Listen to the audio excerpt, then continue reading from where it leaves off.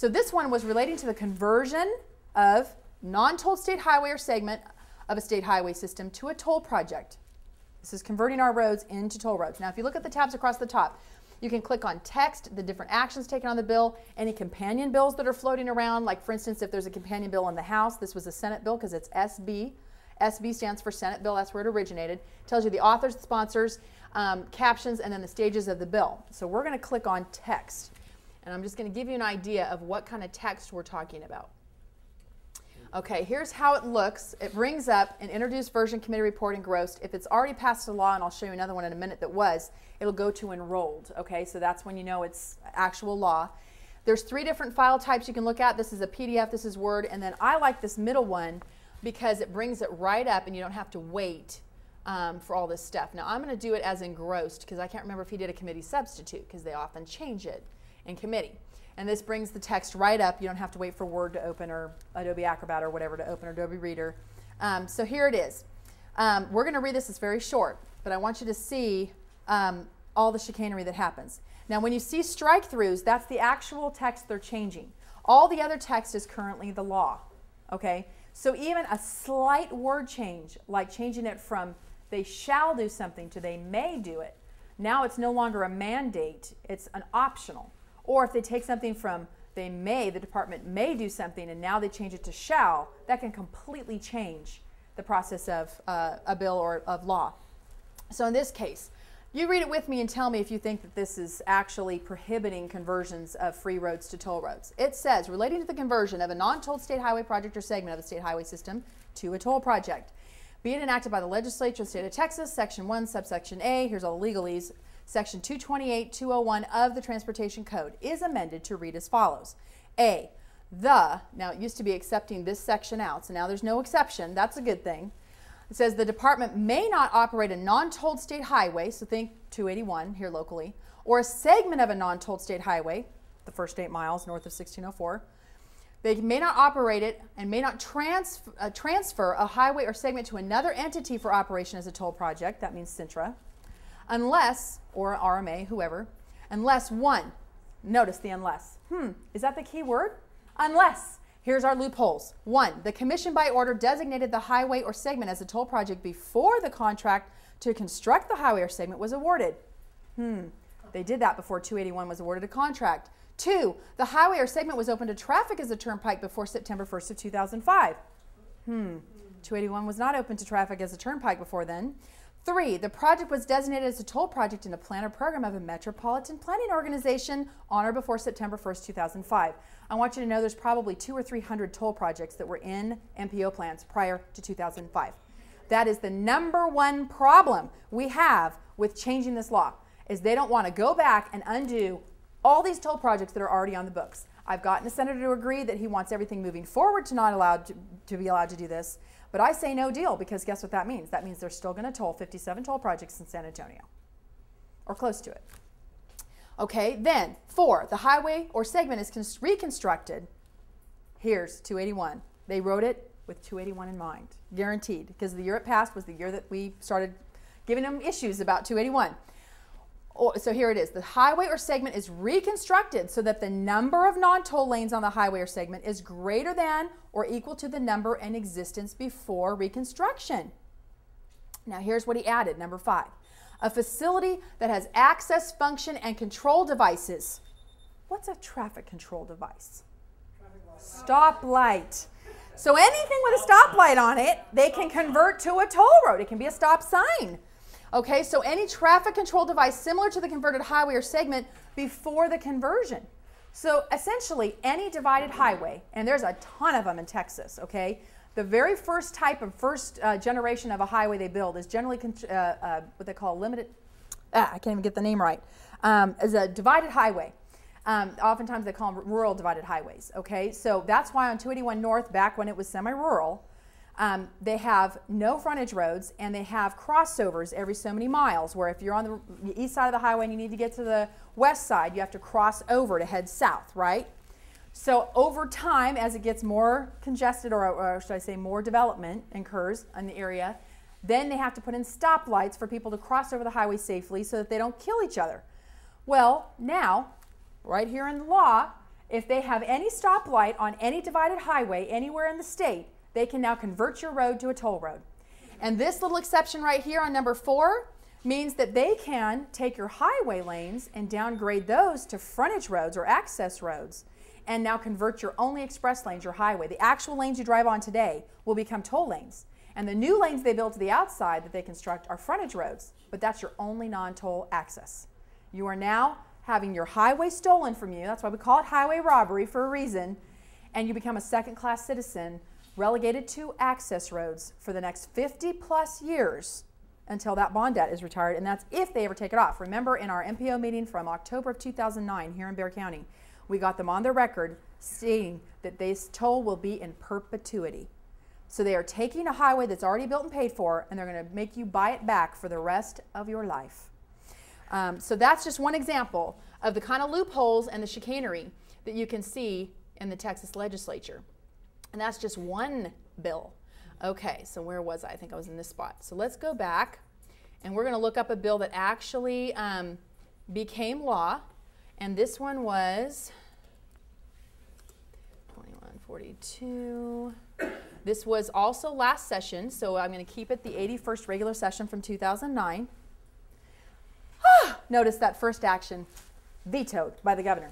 Okay, so this one did get to the point where if you look under the bill's actions, we're going to go to the actions tab instead of the text tab right now.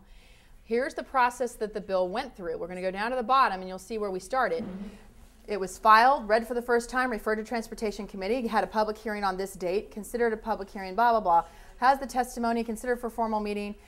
It was reported favorably without amendments, and it was given to the report filed by the committee coordinator. It goes all the way up, had considered in calendars, placed on general calendar, read the second time, passed to engrossment, third reading, passed again, then there was the record vote, and then it goes all the way up until it was enrolled, and then it gets to the governor, and boom, vetoed June 19th after they were out of session. Okay, so that's actions of a bill. You can also look at things like, okay, this one tells you the authors of the bill, the date it was filed and such. You also have co-sponsors or co-authors to a bill. Corona was one in the Senate. And here's captions to a bill. This tells you what they're all relating to. It never changed. Now see, if you have someone that changes the actual caption to a bill, it's going to show up under captions in the history there. This one said the same thing throughout, relating to the promotion of toll projects by the Texas Department of Transportation. Then there's the stages of the bill. So here you go. Here's some more. And this is under bill stages, and it gives you more of a visual of what happened. It was filed out of the House committee, voted on by the House. Now it's out of the Senate committee, voted on by the Senate. And then here sent to the governor.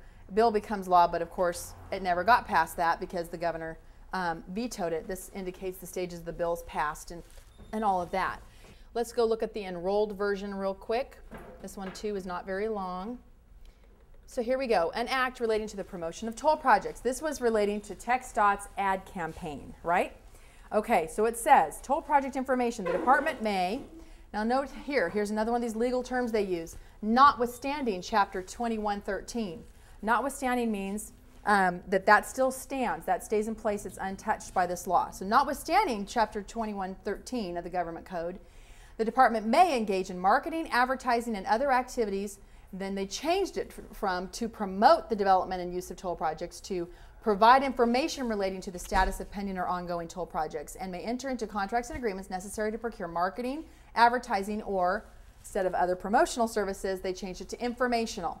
And then B, she added this section. This section does not authorize the department to engage in marketing, advertising, or other activities for the purpose of influencing public opinion about the use of toll roads or the use of tolls as a financial mechanism. There's a difference between saying get your toll tag here and making sure that they promote a toll road that's already open to traffic, and they need to, of course, get users to pay back this debt and everything else. That's a whole different story than hiring lobbyists and ad campaigns and teaching them how to talk the public into toll roads on talk radio, training sessions, and hiring all these slick marketing people to convince you that you want to sell your roads to Cintra and pay 75 cents a mile to get anywhere. Money to lobby for That's right. And that's essentially what they're doing. Now, here's the part where we go, and that's kind of the section there on the legislative online site. And I'm more than happy to go into more detail with the legislative watchdog team about how you can kind of look between the lines on some of this stuff. But I'm just going to go through some of their buzzwords that they like to use, as particularly as conservatives, to lull the masses into thinking they're doing good things for the taxpayer. Here's a couple at the top: local control, smaller government, free market solution, job creation, leveraging, innovative financing, privatization, and user fee. So let's look at the first one. This is local control now. Myth: RMAs and local controlling authorities put transportation decisions at the local level. Well, that's not the reality. The reality is it pushes the tax increases to unelected bodies and whose sole purpose is to sell bonds for off-budget road debt through massive, ever-increasing networks of toll roads. That's exactly what they are there for. They are there to float bonds and to have some other entity on the hook for the debt besides the state. Second, leveraging. Oh, we can build roads exponentially faster if we leverage it. In other words, why pay cash for a project when you can put a 10% down payment on the project, essentially, and then use a whole bunch of borrowed money to finish building that project, and then you pay it back for the next 2 or 3 generations in some cases to get these toll roads paid off. It's a myth. Reality is leveraging equals debt, and multi-leveraging in particular is extremely dangerous. It uses borrowed money to go get more borrowed money, and they'll do it 2 and 3 and 4 times. That's why they call it multi-leveraging. Okay, it's like using your credit card to pay off your house loan to go buy a car loan and go get some. I mean, it's just crazy. And that's exactly what they're doing. And so that scheme is this exact same thing that caused the subprime mortgage crisis and the global banking crisis, was the multi-leveraging of debt. It is extremely dangerous for taxpayers. Then they have something else called free market and privatization. We think, what could be bad about privatization? Private companies do things so much better than government agencies. Well, that's generally true. But the reason why they call it public-private partnership is there's a reason why the word public's in there. They want the taxpayers to be the stopgap, to be there for the bailout when the toll traffic doesn't show up to pay back their investment.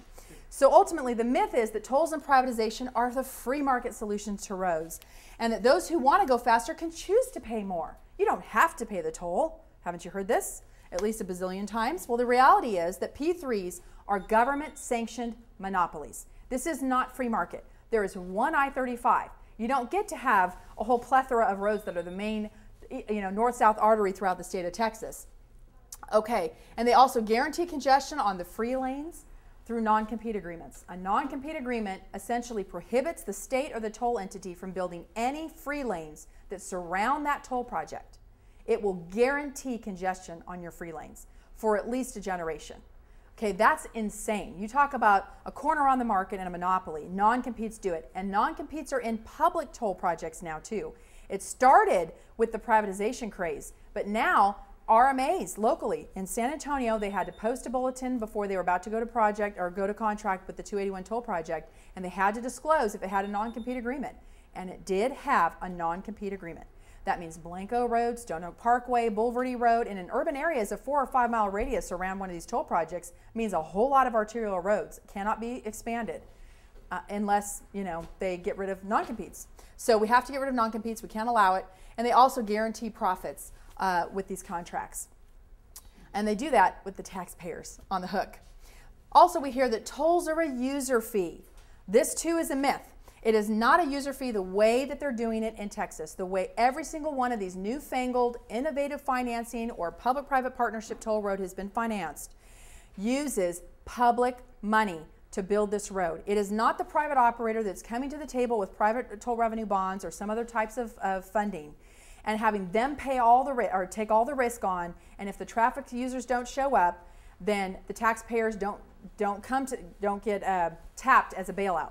That's not what's happening. They're using our gas tax money to subsidize this. They're using stimulus money, Prop 12 money, Prop 14 money, Texas Mobility Fund money, you name it. And they are using our public money that all Texans are paying to subsidize a loser toll project that they know up front isn't going to have enough traffic to pay for itself. So these are not like the traditional turnpikes that we've had, like the Dallas North Tollway. It's not like the Sam Houston Tollway. These are completely different. They are funded where it is public money for private profits. Now, we already have a user fee, and that's the gas tax. The more you use, the more you pay. Pretty simple, right?